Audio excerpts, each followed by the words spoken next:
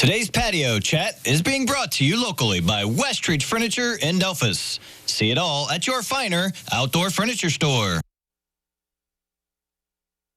Welcome back, everyone. We've all seen those college protests on TV. Well, we have Dr. Bill Angel in to discuss that today. Welcome, Bill. You're welcome. All right, Bill, let's discuss those protests. They're all over. Okay. They really kind of caught a lot of people by surprise. Yeah.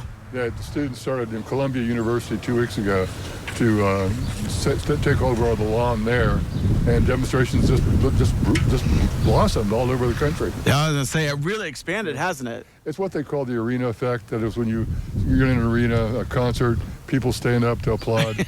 Everybody stands up. And so it's kind of that kind of thing. Right, right. Now, I think there's a lot of outside voices as well. They're not all college campus, people there, but people from the outside instigating and whatnot. It is also. One thing I'd like to emphasize, this is typical Gen Z. I mean, the students that are at our campus, the campus downstate, throughout the country, these are Generation Z students, and when they see people being victims of unjustified action, which is what they're protesting against in Gaza, the Netanyahu government bombing hospitals, causing harm to families, they're going to stand up.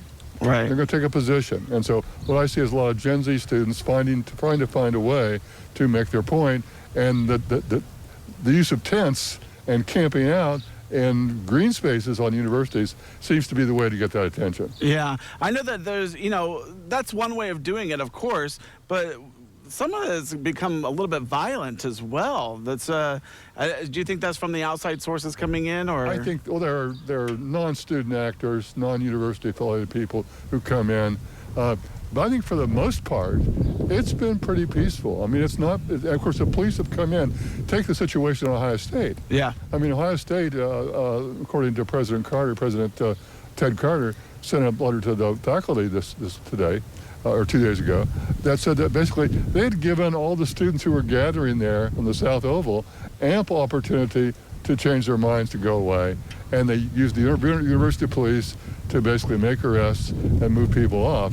It wasn't like they went in with, like Kent State in 1974. It wasn't like that. Very measured action, very measured explanation from our president. So I think the other thing we have to consider is this is a real problem for the Biden campaign. Yep. Because these are his base voters. These are these Gen Z voters who voted overwhelmingly for him in 2020, and now they don't like his policy that he's supported with the Netanyahu government in Israel. Yeah, that's exactly what I was going to ask you next, is about the 2024 campaign, what they're thinking about this, and maybe the next steps to fix it. One thing I know they're freaked out about, the Democratic National Campaign is freaked out about, is they don't want a repeat of what happened in Chicago in 1968. And where are they having the convention this year?